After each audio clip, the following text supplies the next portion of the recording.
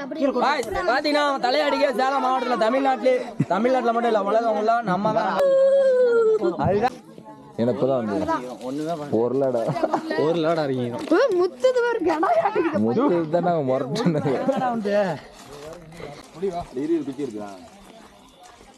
இங்கிறதுக்கு இப்போ கொண்டு போய் சொன்னா எல்லாம் கழட்டி கையில குடிச்சிட்டானுங்கப்பா.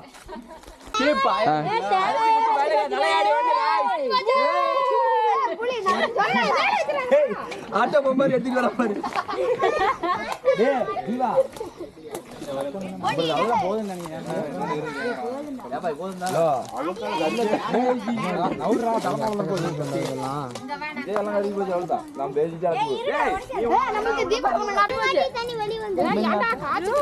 தண்ணி இதுல இருந்து வெளியே வந்துருக்குதுடா.